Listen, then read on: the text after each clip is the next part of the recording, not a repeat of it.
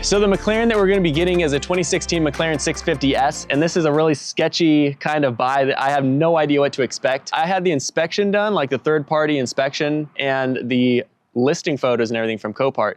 There was not a single picture of the engine bay. I just realized this now after buying it, and after you click the buy now button, there's no going back really. So I'm really hoping it doesn't come today or tomorrow, picked over and whatever before they sent to the salvage lot, just scavenged a bunch of parts off it. That is the McLaren. It's just a screenshot that I took. So pre-accident value, $136,988, so almost $140K, and now it's being sold for $38,500. That's $100,000 off. This is probably like the cheapest run and drive McLaren ever. The sketchy part about it is though, the sale went already. Seller reserve was not met, and so nobody actually got it, so it's back on the market. So it's like nobody wants this thing. There's like an expectation here, and it could be slightly better than what I think it is, or it could be way worse than I think it is. Also, take a look at this. Exhibit A, key.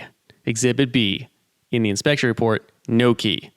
Key, no key. Also, notice the inspector couldn't access the oil or the coolant or the engine bay. As sketchy as they come. Dumb. This also has 63,000 miles on it, and according to the VIN report, it went all around the United States. Started in Michigan, went to good old Chicago for a while, went to Florida, stayed in Arkansas for a while, back to Florida, second owner smashed into a light pole, took it to New York, sold it in Texas, brought it to auction in California, and now I adopt it into a loving new home. I might need all the luck I can get, so keep watching and smash that thumbs up button if you guys could. We will see. If you've never ordered an expensive wrecked car sight unseen before, let me tell you, it's pretty terrifying the first glimpse you get of it coming on the truck. You have no idea what you're gonna see when it gets up close. This time around though, anxiety turned to excitement pretty quickly. When you see a McLaren in person, in any condition, the kid in you kind of just comes out. And I really couldn't help but think that even if the car ends up as a paperweight in my driveway, I'll still be happy.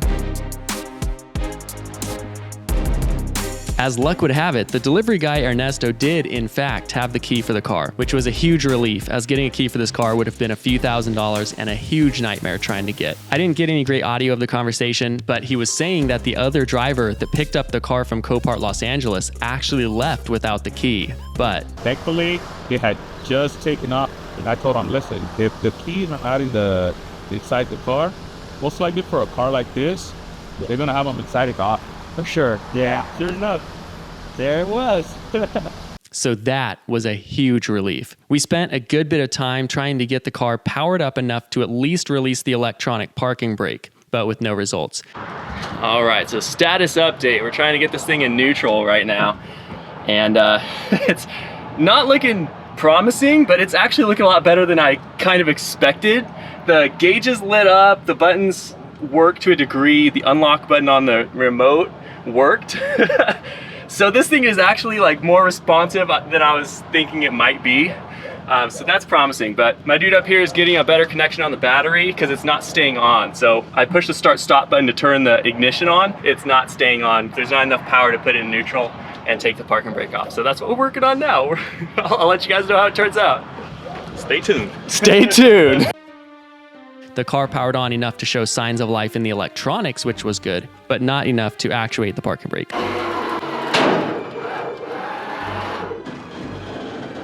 Luckily, this wasn't Ernesto's first rodeo, so he just used his winch to drag the car with locked rear wheels off the trailer. He was a really cool dude and got the car exactly where I told him I'd prefer it, which was on the side of my house in the driveway.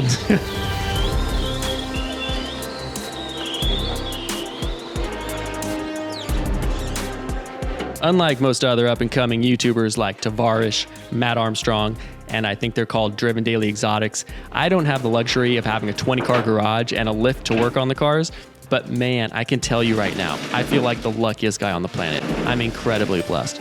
But I mean, as it is, it's totally fine. You sure? If you want to just head out, yeah. Oh. As it is. It's up to you. I want you to be happy, man. I'm happy. I'm so happy. Hey, this is more than I expected. We got it off, bro. I know. It's in the spot it was supposed to be in and everything. I'm just happy you were able to do this.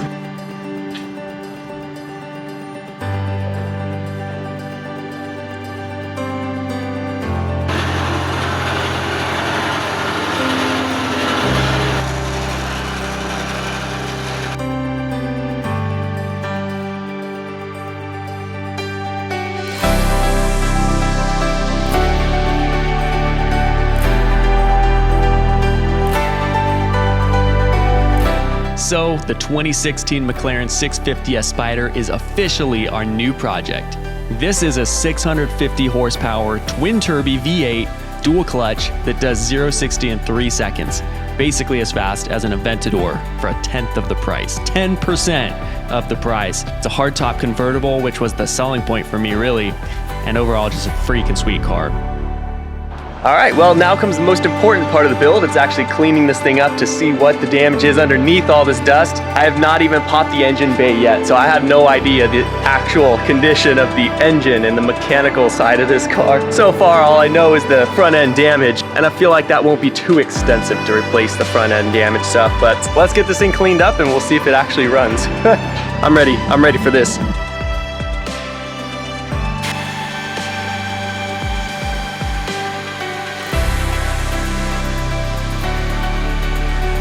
This is truly a once-in-a-lifetime project. What an absolute dream to be washing a McLaren right now. Of course, I hope to get more cool projects in the future, but if this was the only one I get, it's more than enough for me, and something I could never have dreamed of a few years ago. And I know it's a cheap McLaren and not nearly as cool as other projects here on YouTube, but still, I'm truly grateful for this, whatever the outcome.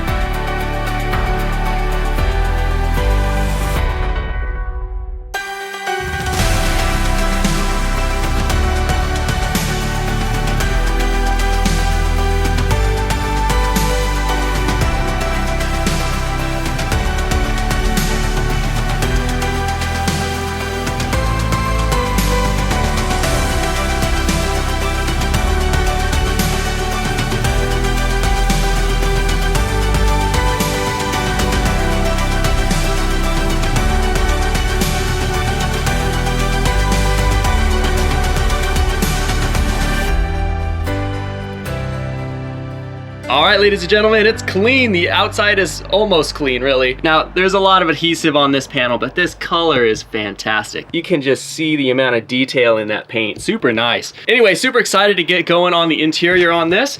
Last thing I need to do on the exterior is get all the adhesive off of the windowsill that they, use the window covering on. And I made a very important discovery here. If you look very closely, what do you guys see? This thing's actually PPF. The entire car is PPF'd. And so all of this, all the junk and everything, I can just literally peel off. It's just a protected film on top of the entire car. So somewhere along the line, somebody really cared about this car.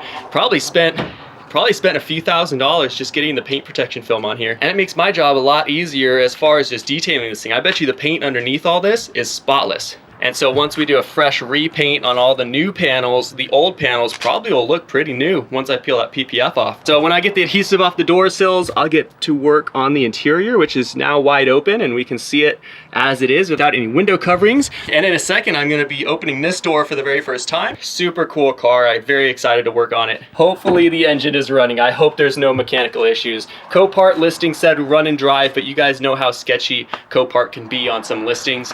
Especially for how cheap this car is. It was so hard for me to believe that this thing was actually a run and drive car. But I went ahead and took a gamble on it, and I'm hoping I don't get completely screwed here. So anyway, I'll get this adhesive off the door and then we'll get to work on the interior. Let's do it.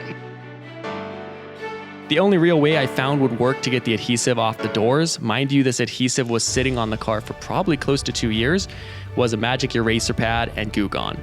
I tried light solvents and microfiber towels first, but there was no effect whatsoever. Even this slightly more aggressive method took a ton of time, but the end result came out great.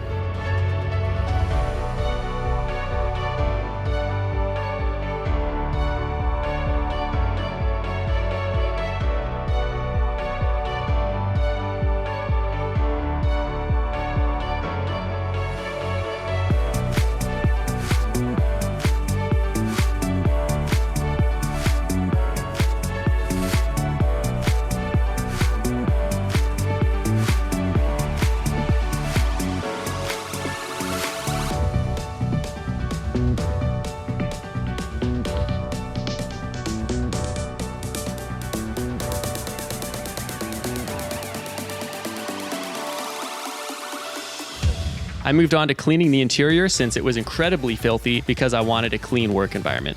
You can see the passenger seat has indents in it. I would assume that's from storing the damaged fenders inside the car from the original accident a couple years ago. Unfortunate, but I'm hoping I can get those removed later. Besides the dust though, it was in good shape in the sense that there was no mold or bad smells or anything. Luckily, the car was stored in California mostly, which is low humidity and dry most of the year, so rust and mold developing isn't really an issue.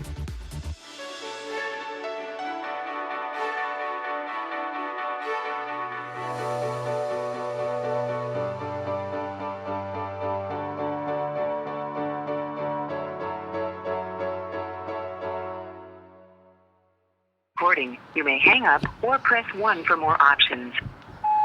Hey, what's going on? I have a vehicle I need a VIN verification on in order to get some of the paperwork I need. Hey, do you guys do mobile VIN verifications? Yes, we do. As long as it's not a salvage title, we are able to do it. Oh, gotcha. Okay, I bought a car from Copart and they were requesting a VIN verification for their paperwork. So the title is not clean? No, it's from a Copart auction, so it would be salvage. Okay. Yes, it's salvage. Gotcha. Do you know? Yeah, then you will want to go to CHP. They're saying you should tow it over? No, they're saying they don't do salvage salvage title. Anyway, you get the point. Licensed third-party VIN verifiers can't verify salvage title vehicles. What I'm not understanding here, though, is allegedly the car currently isn't branded or titled at all, so it can be verified by anyone. But since I didn't know that right now, I'm telling everybody that it's a salvage title, which they can't do. I just didn't know that yet, allegedly. Even now, I still need to get it done, so I'm hoping that's actually accurate information. Strange situation. Well, the problem is it's a New York title.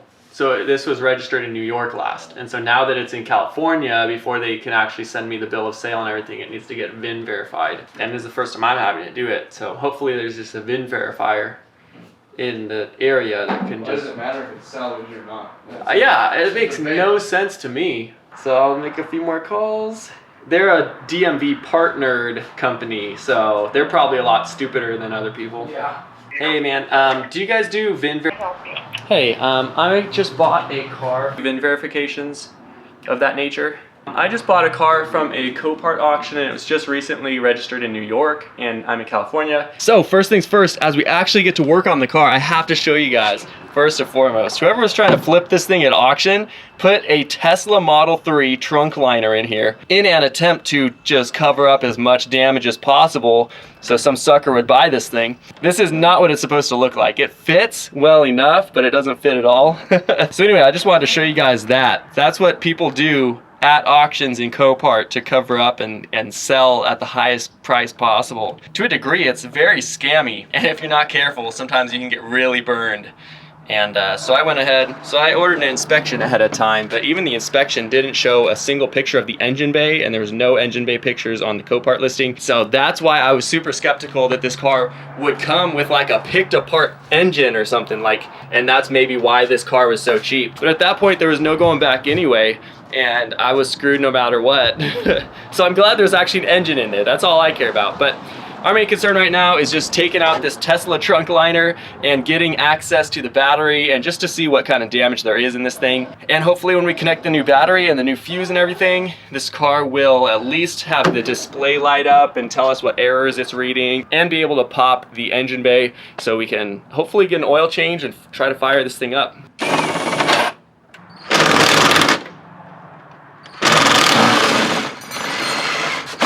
Wow. That was quite the ordeal. Wow. Freaking seriously. One Tesla trunk liner. There's definitely only OEM used repairs here. Whoever owned this before me did a great job working on this thing. Wow. Fantastic work. Freaking full extension cord in there just zip tied together. Alright, to say I'm terrified would be an overstatement, because it doesn't look that bad to me. You have to really see the vision here, and I'm hoping there's no more damage than what I can see. But most of the components are all here. It's mostly just kinked lines and whatnot. I actually guessed correctly on this. From the pictures I said somebody smashed this thing into a light pole. That's what it looked like to me, like one small point of contact Everything on the sides was completely fine from the pictures, but this bar here was ripped off and there was obvious creasing right here. So I was like, somebody had to have wrapped this thing around a light pole. And on the Carfax, it actually said damage reported, hit a utility / light pole.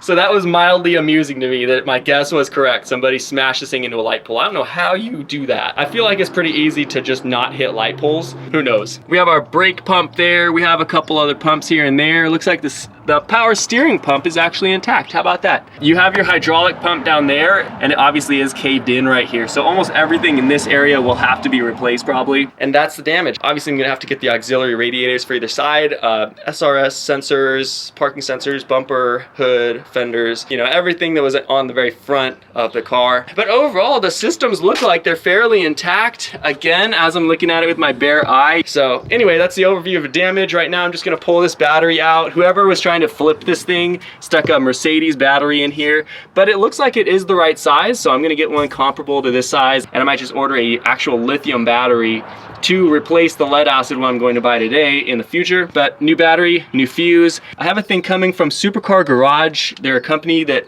actually sells a module that you can actually hook up to any type of battery that will plug into the McLaren system and read the battery as if it was actually a McLaren battery. And that should be here today. So by the time I have all this swapped out, maybe it'll be here and we can see if it'll fire right up. And for that, I also need to buy oil and give this thing an oil, at least make sure there's enough oil in it. And then we'll try to fire this thing up. Previous owner did some seriously sketchy stuff. This is wired through the firewall there. I don't even know what this would be. It looks like just power for, I don't know, maybe the radar detector, but it doesn't really go to anything. I have no idea what this would be for. And either a fault of install or something, but these look like they burned. Like the wires, I think, got too hot and they just fried themselves. I don't know if you guys can even see that, but it's obviously toast, you know? It's hard for me to have any kind of respect for the previous owner, but this is living proof that money doesn't buy brains. This is all disconnected. How about that? Hey, we got a pyro fuse here. So anyway, let's get this thing swapped out first, I guess, and then get this battery out of here. Fun fact, it actually does say pyrotechnical on it, so that's a pyro fuse. So it's just, everybody has actually shortened it to just pyro fuse. That's actually what it's called. How about that? So first time using a one of those universal sockets that does any standard like bolt size up to like 19 millimeters, and then actually works really well. I've just been using this for like every bolt besides this one weird star screw, but that's pretty much, that doesn't count. All right, one Mercedes battery, boys. All right, so here is the pyro fuse and the module and whatever. This is what I bought online. Now, if I were a smart man, I would have just bought this pyro fuse here. Apparently this is a Mercedes-Benz fuse and it costs like 24 bucks online, but not being smart, I bought the entire module. I figured might as well just replace this whole thing, but unfortunately you can't really replace this whole thing without actually like splicing and cutting big battery cable wires. So that's not gonna happen. All I needed though was the pyro fuse, and to get it off, you just pry the SRS little clip here with a screwdriver. It pops directly straight off. Fun fact, because I couldn't find that anywhere online. I had to just figure that out. So anyway, I'm gonna scavenge this fuse and put it on the original board here, and then it should work fine. Anyway, let's get the pyro fuse connected, at least turn on the ignition of the car and see what it reads.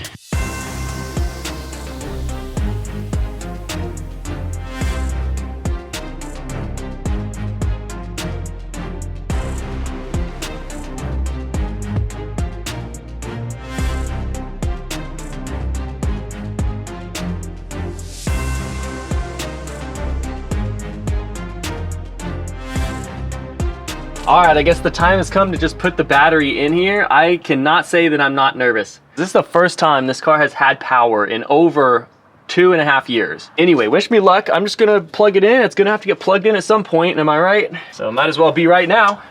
Ugh. Stock battery is definitely not this heavy, because this is definitely not lithium. This is as lead acid as it gets. Might as well just install it all the way, temporarily at least, right? I'm just hoping that I'm not doing something wrong.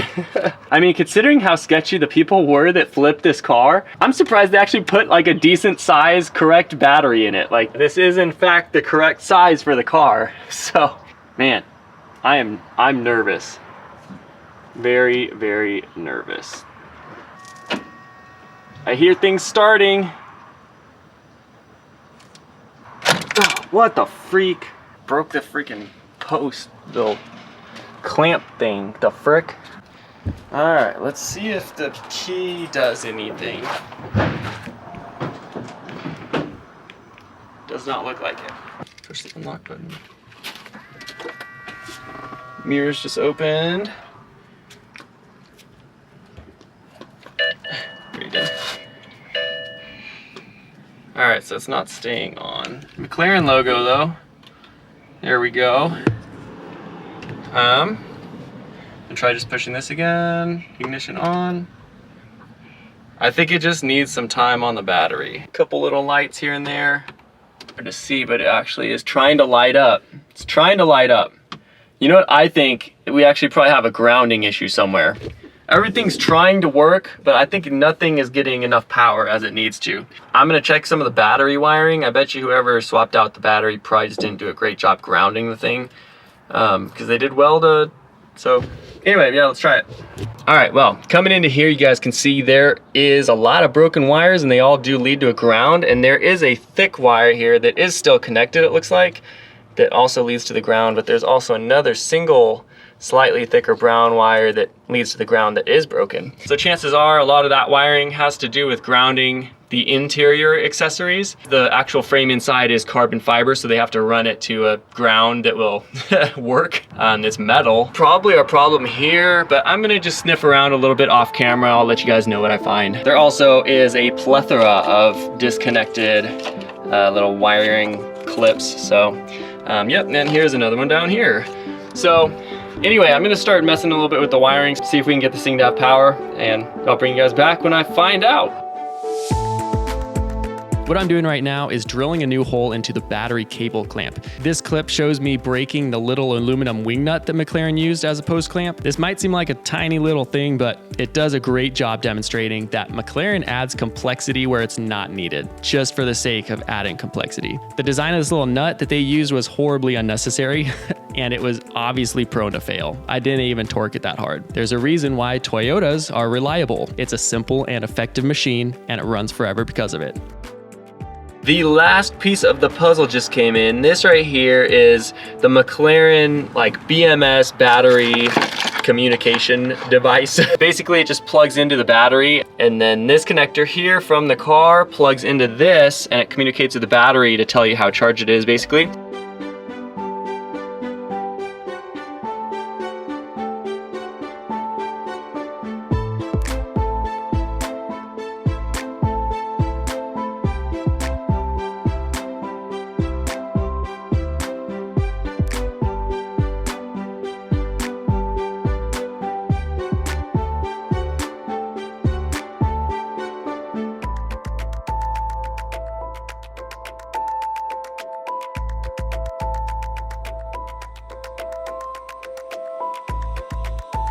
We were just chilling, and check this out. We were opening the door. Lord Kurt, can you assist me? Just, there you go. That's got a nice hydraulic lift on And it. check this out, guys. The battery's been charging for a few hours now. Everything just lights up exactly as it should. That is insane. So I guess it just needed a better charge. This is a lead acid battery it's on, and it's supposed to be a lithium, and fully charged is supposed to be like 13 something volts sitting. This was at 12 volts flat when I was trying it. So maybe that's what it was, but man, I thought it must have been a bad ground, but I think it was just a dead battery, or, you know, not charged enough for a McLaren, you know. Dude, I'm pumped. Are you pumped, Lord Kurt? I'm pumped. Yeah. Hey! The electric latch works.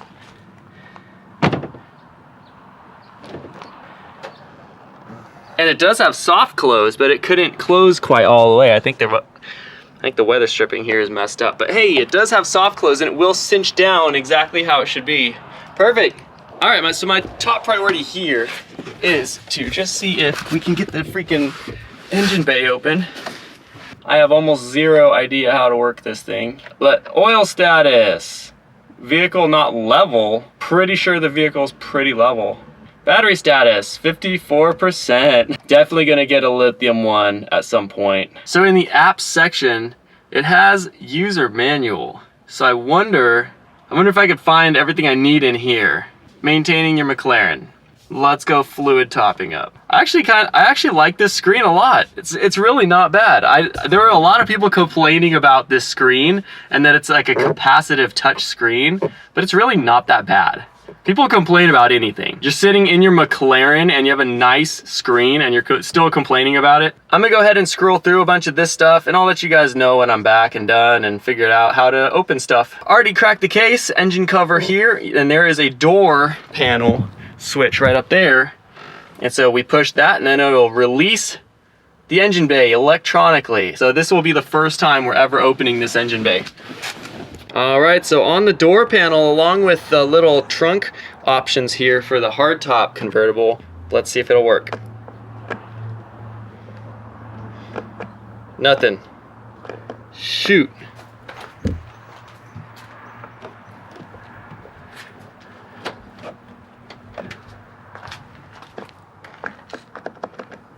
Nothing. Freaking seriously. Under emergency equipment, you guys can see number 4 is the engine cover popping tool. So there has to be a way to manually get in there if there's a specific tool for it. I also looked on the forums to see if there was anybody who knew how to do it, and it's like such an obscure thing to have to pop the engine cover manually. One guy said when the battery is installed, you have to open and close the driver door and open and close the passenger door 5 times and then try it, and then it should open electronically. So I'm gonna see if some voodoo will work first, and if not, I'm gonna find the manual release for this thing. Hey, a self-tapper, how about that? Didn't expect that. Definitely wouldn't expect an 8mm self-tapper here. Before I did the open and close sequence on the doors, I took the time to remove both fenders since they were rubbing on the doors, and I kind of just wanted them off since the first time I opened the door anyway. The official start of disassembly. The headlight actually works. How about that, dude? What the heck? So I did confirm that the running light at least on this thing works, and I can't imagine if that works that everything else doesn't work either. So we probably have a good headlight here, but it's just the people who are trying to flip this thing were screwing all kinds of self-tappers in just to hold it on the car. They didn't care. Luckily I can seal the holes up with silicone, and it looks like the inside of the lens is clear. And to register this thing, they do need to do a lamp inspection, which if this has any cracks on the exterior on the lens, they can't pass it. I think we're safe though with that. So as long as that's working, I don't think I need to buy a right side headlight, which is super nice. I just can't figure out how to get this back open. I'm gonna have to look to see if I can get the latch loosened or something by putting something in there. So anyway, that's what I'm doing right now. I'll let you guys know when I actually have a good update for you. Okay, he'll call you back, okay? Awesome, thank you. That was McLaren San Francisco. Can't even get in contact with the service representative who can help me out finding a manual release for this latch. Anyway, that's the status update. I haven't really solved a whole lot yet. On another note, there's only 8 error messages that it reads. It does say it's in limp mode, like an ESC error. Apparently that's a fairly common thing. It might just need to run for a second and do a little engine check and whatnot. There's only 8 errors on the display though, so we'll see. But overall, like, I'm really excited about the project. I'm exhausted just from all my responsibilities throughout the day, but man, I'm excited to get going on this thing for sure. I want to hear this thing start up, if it will. The engine looks very dusty just through the glass, very decrepit. Hopefully when we get this engine cover popped and I can add some oil or whatever I need to do, hopefully there's nothing significantly broken in there. Let's get this thing solved. Hopefully the McLaren guy will call me back. All right, well, in the meantime, might as well scan for some trouble codes, see if I can reset some modules, whatever. All right, well, I'll just bring you guys back when I have something. All right, well, I have something. Unknown vehicle model. This is fun. Autel Maxicom does not, in fact, have McLaren in its database. Stupid. Forums aren't of any help. Nobody has this in a video anywhere. McLaren dealer won't even answer their phone. So I'm just, at this point, I guess is the last thing I can physically do before I have to contact a McLaren dealer and actually get the next steps on this thing. More than likely what has happened is the control module has just lost its memory and doesn't know to open the deck lid when you're pressing that button. Gotcha. So try opening and closing each of those doors 3 times. Three open and closing cycles on the drivers and then on the passengers. Okay. If that does not restore the deck lid, I'm gonna give it a good old-fashioned shot before I start welding crap. All right, that was 3.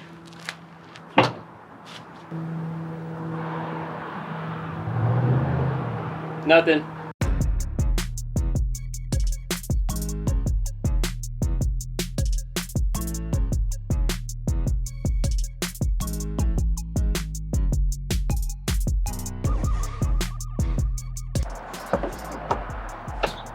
All right, well, unfortunately, my McLaren approved little latch picking tool will not work. I mentioned before that in the owner's manual, I saw a latch tool or whatever, like a engine cover opening tool. That was only for the 675 LT apparently. So next up, I guess, is just taking off the door panel, seeing if there's a wire to this that's messed up. I already traced the door wires down through the engine bay. I don't think they're damaged, but I'll check again. But I'm just gonna pull the door panel and see if there's a loose wire or something. It's pretty frustrating that this is literally the only thing that's going to open the engine bay, and it's an electronic thing. There's not a manual release for a freaking engine cover. I feel like it's just not the greatest design ever to not be able to open your freaking engine bay if you don't have power to the car or something, you know? Or just the button stops working. Like, it's tech. It's going to stop working at some point, and then you can't even access your engine. I'm just wondering how the dealership opens the freaking engine bay when this is the situation and somebody brings their car in with this exact same situation. I'm trying to figure out how they would do it. It's frustrating. I'm frustrated.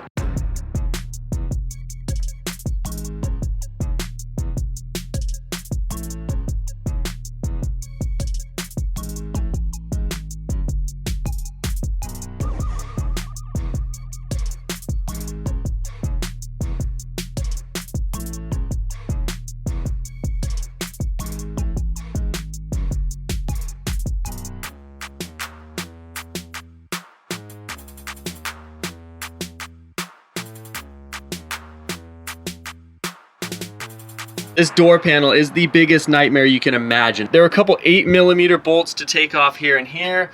This one is a larger, maybe like a T25, T30 star torque screw. And we can see here we have another 8mm there. And then this one's just randomly an Allen head. I don't know what size, but an Allen head. And then these freaking panels. This one was held in by a little tiny screw that you have to access way through here. I had to get a freaking mirror out here to even see the screw.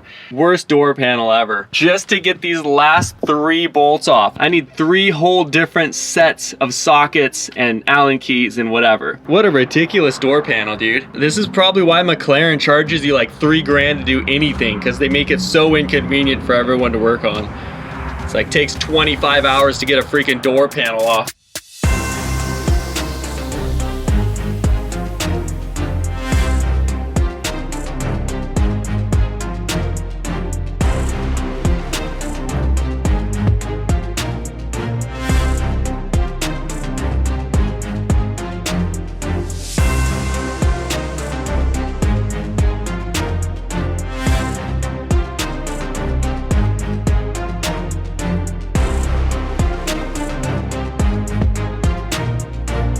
So I understand my fate now is literally having to make this button work to pop the trunk, the engine compartment. There's no mechanical release, there's no manual release for this. It literally is dependent on this button working, being able to access the engine. So I need to figure out how to make this freaking button work. So anyway, my job today now is to undo this door again, fish the wires back out, and what I'm gonna try to do is just bridge some of the connections. If the wiring is still good, which I figure it has to be considering the entire door panel, everything works on the door panel but this, I feel like the wiring should be fine, and maybe if I bridge the connection from the power wire over to the engine cover release wire, it might just pop it. And if that doesn't work, I'm gonna have to trace the wires all the way back to make sure it actually runs safely into the cabin and there's not just these wires broken. It seems very unlikely that just these wires got damaged. I'll go ahead and speed this up for you a little bit. It's the same thing over and over. The main point of this was to trace wires, verify nothing was broken, that it was getting power and sending signal. While I was in there, I also pulled the window regulator motor to verify that it did work, since I've never actually seen these windows roll up, and all I hear if I'm trying to roll them up or down is a clunk. So I wanted to diagnose why the windows wouldn't roll up while I was in here and the door panel was off. I also tried bridging the engine cover wiring with power to see if that would open it, and a few other things in an attempt to get this engine cover open. I even took the tonneau module apart to see if there was any obvious damage to it. My dad also cleaned all the connections with me late at night, but nothing worked. I think I've decided that it's just a bad module. Anyway, that being said, I'm gonna jack up the car and I'm gonna just take the under panels, the skid plate, everything off, and at least I could visually inspect the bottom of the engine, see if it has oil in it and everything.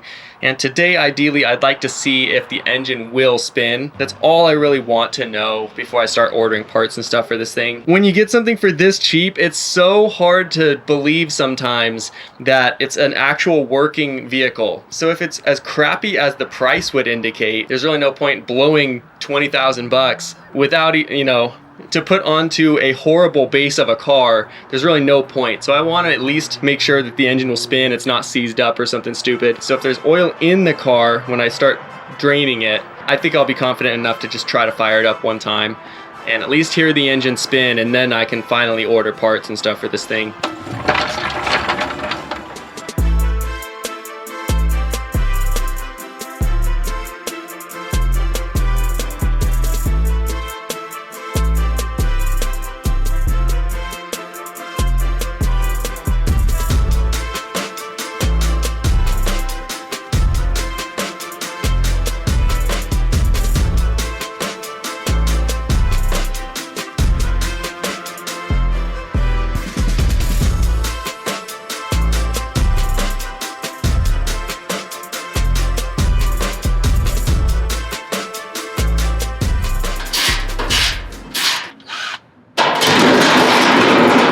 Wow, that was dramatic. All right, well, we do in fact have an engine, so that's good. Doesn't look too bad, doesn't look like there's an oil leak anywhere. This car obviously did spend some time on the East Coast though. There's definitely more corrosion under here than Californian cars. Hopefully it's all just surface corrosion. There's shouldn't be anything super wrong with it, and it's not a super old car yet. So the only panel that was missing was this panel here underneath the car, right where the starter is. And you could tell somebody was just trying to claw their way in here. And I found what I thought at first was a torn wire, but I think whoever was trying to flip this thing actually tried to hot wire the starter motor because they didn't know about the pyro fuse. I bet you they slapped a new battery in there thinking it would start the car up, not knowing the pyro fuse was blown. And it wasn't starting, so they tried to just directly jump the starter motor and start the engine that way. What I am hoping though is that whoever was trying to flip this car actually did add some oil to it. I'm gonna go ahead and pull the drain plug really quick, see if any oil comes out, and if it comes out at a decently high pressure, that typically means there's a decent amount of oil in there. So I'll pull the plug, see if there's oil in there, and if there is, we'll try to fire this thing up. And if there isn't, I'm just gonna have to wait till I can pop the hood. Then here's the gearbox back here. Again, you can see definitely some like surface corrosion on it. But besides that, wiring, all the components and stuff look fine under here. And I'm just glad that everything that should be here is here. Again, I was half expecting the engine to be picked over for the, you know, getting it for that price. Oh no, it's brown. It is brown. Yikes. It's like gritty and brown and sludgy. Oh boy. That's not good.